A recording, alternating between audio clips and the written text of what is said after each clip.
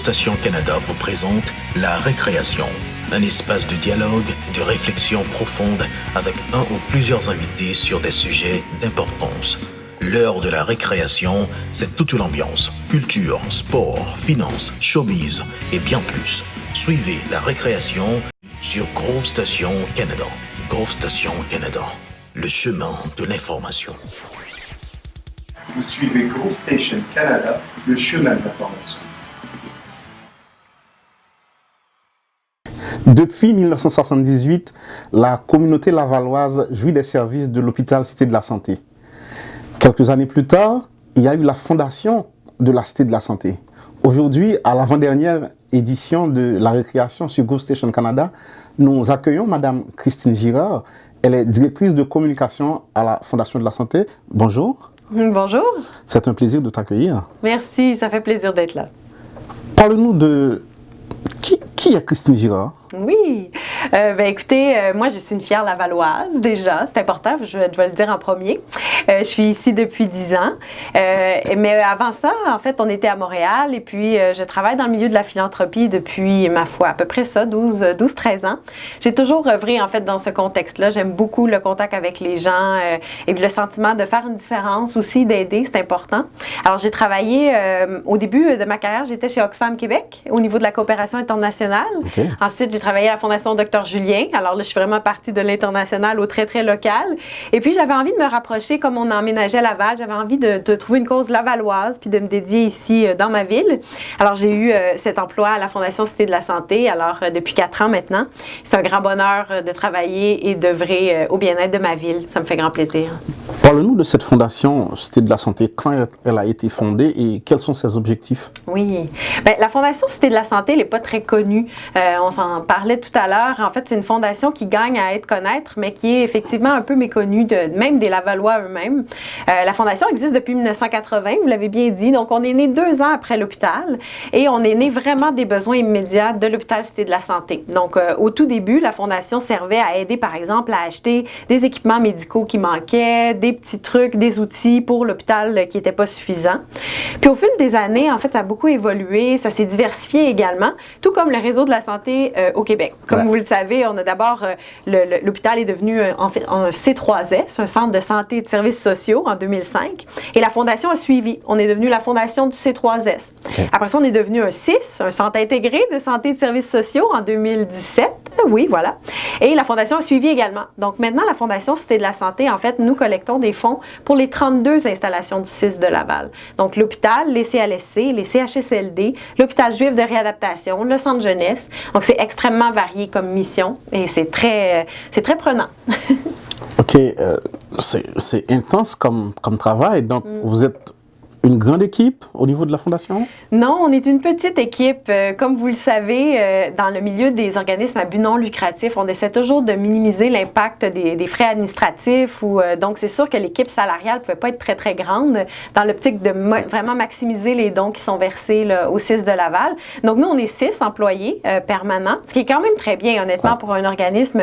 Nous sommes choyés, privilégiés d'avoir une belle équipe comme ça. Mais c'est sûr que c'est une petite équipe compte tenu de l'immensité des besoins. Pour vous donner une idée, dans le fond, comme je vous dis, on couvre les 32 installations du CIS. On lève actuellement à peu près 2 millions de dollars par année. Donc, c'est quand même un beau budget qui est carrément redistribué au CIS de Laval, donc pour fournir différents besoins. Alors, c'est une grande mission, des grands besoins, mais on est là, puis on a bien du plaisir à le faire. Une petite équipe pour une très grande mission. Voilà, exactement. La Fondation a de nouveaux ambassadeurs. Oui, officiellement, depuis une semaine, on est très privilégiés. On a Charles Hamelin, qui est triple médaillé olympique en patinage de vitesse, peut-être que vous le connaissez, et sa conjointe Geneviève Tardif, qui est animatrice et chroniqueuse, entre autres, qui était à l'émission de Jean-Charles Lajoie, il n'y a pas si longtemps. Les deux, en fait, sont devenus parents à la Cité de la Santé en avril dernier, en pleine pandémie, et depuis leur accouchement, qui s'est avéré un moment superbe, malgré tout, ils cherchaient à s'impliquer, et donc ils ont choisi de de s'impliquer là où était née la petite Violette. Violette, je l'appelle Violette, c'est Viviane son nom. Et donc, ils ont choisi de s'impliquer à l'organisme pour lequel ils se sentaient redevables, en fait. Donc, ils sont devenus nos ambassadeurs. Alors, justement, comme premier geste engagé, ils invitent la population à faire comme eux et puis à offrir des cadeaux pour les enfants hospitalisés qui, malheureusement, vont passer Noël à la Cité de la Santé. Alors, ils sont allés acheter, justement, hier, des beaux cadeaux qu'on va remettre la semaine prochaine à l'hôpital. Donc, ils sont vraiment des bons ambassadeurs. Est-ce que quelqu'un choisit de devenir ambassadeur ou c'est la fondation qui décide qui le devient? Je vous dirais qu'il y a de tout. Nous, on a approché des gens par le passé, donc entre autres Jean-Michel Anctil, que vous connaissez peut-être, un grand humoriste québécois, qu'on a approché, nous, pour être ambassadeur spécifiquement pour un événement de vélo, le 300 km pour la vie qu'on organise chaque année, sauf cette année, au profit du cancer. Donc, Jean-Michel, on l'avait vraiment abordé, nous, parce qu'on voyait qu'il y avait un intérêt pour le vélo et aussi pour la cause, et on se disait, il serait vraiment un bon ambassadeur. Il a accepté, on était chanceux. Mais parfois, dans le cas de Geneviève et Charles, c'est vraiment eux qui nous ont contactés. En fait, ils ont tellement été heureux de leur expérience de naissance qu'ils ont voulu redonner, mais c'est venu de leur part. C'était vraiment leur initiative. OK. Vous avez parlé tantôt d'une distribution de cadeaux, de présents. Oui. Et pouvez-vous nous en dire plus? Oui, bien sûr. Donc, en fait, c'est ça, Charles et Geneviève se demandaient, mais comment ils pouvaient aider, qu'est-ce qu'ils pouvaient faire. Puis je leur disais, bien, il y a vraiment plein de choses qui est possible de faire. Chaque geste compte, puis ça peut être vraiment de tout ordre. Eux, ce qu'ils ont choisi de faire, c'est d'aller carrément acheter des cadeaux, de les emballer, puis d'identifier dessus l'âge ou le genre de l'enfant à qui ça pourrait être destiné. Mais si pour vous, c'est plus simple de juste donner des sous, puis nous dire, nous charger, entre guillemets, de faire cet achat-là, nous, on peut s'en charger, il n'y a pas de problème. Donc, on a dirigé les gens vers le site de la Fondation, tout simplement, fondationcitédelasanté.com. Et puis, les gens peuvent aller donner le montant qui leur est disponible. Et cet argent-là, ils peuvent nous spécifier qu'ils veulent que ce soit dédié, par exemple, pour l'achat de cadeaux ou pour même offrir un repas aux soignants. On se parlait tantôt du contexte là, dans lequel le personnel de la santé travaille en ce moment, qui est vraiment pas facile. Un repas chaud en temps de pandémie, c'est apprécié par tous. Alors, ça fera une grande différence également. Cette activité va toucher combien d'enfants environ? Ça, c'est la grande question parce que l'hôpital Cité de la Santé, il faut comprendre, c'est pas un hôpital psychiatrique, non, effectivement, pédiatrique. Alors, par exemple, l'hôpital Sainte-Justine à Montréal est beaucoup plus spécifique pour des cas de maladies infantiles très graves. Nous, à la Cité de la Santé, on va recueillir des enfants qui ont des maladies, on dirait, plus légères, comme par exemple des pneumonies, gastro, et on n'espère pas de COVID, mais ce genre de maladies qu'il faut traiter, hospitaliser. Alors, on n'a pas beaucoup de lits pour les enfants. Je vous dirais que parfois, il y a 12 enfants, des fois il y en a 10, 5, ça varie beaucoup d'une journée à l'autre. Mais donc, moi j'ai demandé à Charles et Geneviève de fournir à peu près 12 enfants. Et si jamais il n'y en a pas 12 le soir de Noël, les cadeaux évidemment vont être conservés puis vont pouvoir être remis à d'autres enfants qui viendraient par exemple le 26, 27, 28 décembre. C'est toutes des dates où c'est agréable d'avoir un petit geste comme ça. OK, on va laisser cet événement particulier pour aller au général. Donc, vous êtes en pleine, je dirais, levée de fonds. Mm-hmm. Parlez-nous de cette levée de fonds. Oui. Alors, en fait, on a lancé une vaste campagne que vous avez peut-être vue sur les autobus, entre autres de la STL ou dans les panneaux dans la ville. On a lancé une campagne qu'on a appelée « Profondément humain ». Hashtag profondément humain. L'idée, c'était de créer beaucoup plus qu'une campagne de financement, d'inviter les gens à être solidaires, à donner généreusement pour soutenir notre système de santé à Laval. Et donc, cette campagne-là, oui, il y a évidemment un volet de collecte de fonds, mais il y a aussi l'adhésion à un manifeste que je vous inviterai à aller lire et à aller signer si vous le souhaitez. Sur le site toujours de la Fondation, www.fondationcitédelasanté.com. Il y a là notre manifeste qui est un peu une expression de solidarité envers le système de santé lavallois. Un peu qui dit que, dans le fond, chaque citoyen est redevable de la santé, qu'on y est tous un peu intimement liés, et puis que la santé nous affecte tous à différents moments de notre vie pour différentes choses, mais qu'on aura toujours besoin de soins et de gens pour nous accompagner dans différentes phases de notre vie. Et que donc la Fondation Cité de la Santé est la meilleure pour justement soutenir tous ces besoins-là qui sont présents à Laval, autant au niveau de la santé mentale, des jeunes, des personnes vulnérables comme les personnes âgées actuellement.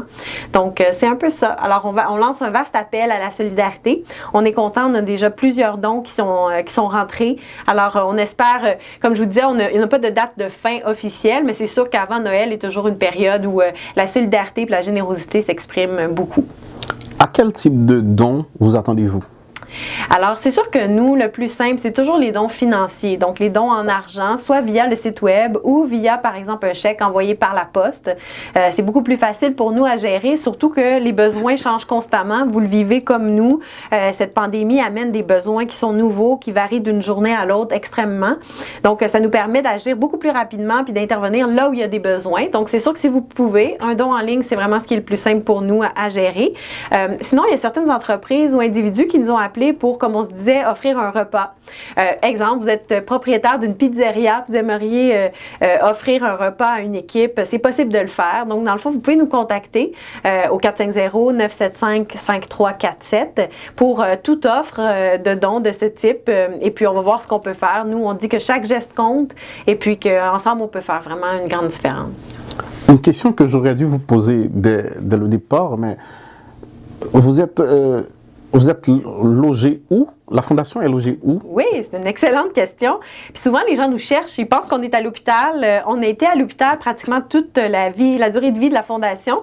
Juste que je vous dirais, il y a à peu près 8 ans où on a déménagé au 1515 boulevard Chemédé à Laval. Donc, c'est pratiquement en face de l'hôtel de ville sur boulevard Chemédé. Alors, on est au NRC 35. Donc, si jamais vous voulez venir nous voir, ça nous fera grand plaisir. Bon, je vous dirais que ces jours-ci, c'est pas exactement idéal, les visites étant restreintes dans les établissements de santé, mais dès que la pandémie nous laissera souffler un peu, vraiment, vous serez les bienvenus au bureau. Pour l'instant, l'ensemble de l'équipe est en télétravail pour essayer de minimiser les risques, évidemment.